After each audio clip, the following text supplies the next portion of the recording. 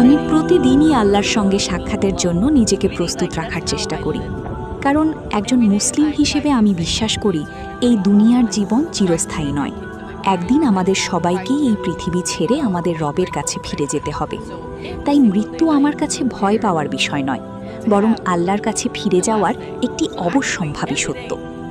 আমি প্রতিদিন আল্লাহর দেওয়া নিয়ামতের জন্য শুকরিয়া আদায় করার চেষ্টা করি, আমার বাবা মায়ের প্রতি কৃতজ্ঞ থাকি এবং মানুষের সঙ্গে ভালো আচরণ করার চেষ্টা করি। কারণ আমি মনে করি একজন ভালো মুসলিম শুধু নিজের জন্য বাঁচে না, বরং অন্যের উপকারেও নিজেকে নিয়োজিত রাখে।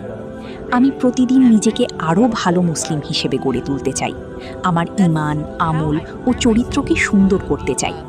আল্লাহর যদি যে কোনো সময় আমাকে তার কাছে ডেকে নেন, তাহলে যেন আমি প্রস্তুত থাকি। আর আল্লাহ যদি আমাকে প্রচুর সম্পদ দেন, তাহলে আমি সেই সম্পদ মানুষের কল্যাণে ব্যয় করতে চাই। অসহায় মানুষ, দরিদ্র শিশু, চিকিৎসার প্রয়োজন থাকা মানুষ এবং দৃষ্টিহীনদের পাশে দাঁড়াতে চাই। কারণ আমার কাছে সম্পদের সবচেয়ে বড় মূল্য হলো আল্লাহর সন্তুষ্টির জন্য তা মানুষের উপকারে ব্যবহার করা। আমি চাই আমার জীবন ও সামর্থ্য যেন শুধু আমার জন্য নয়, অন্য মানুষের জন্যও কল্যাণের কারণ হয়। সর্বোপরি আমি চাই আল্লাহ আমার উপর সন্তুষ্ট থাকুন এবং সে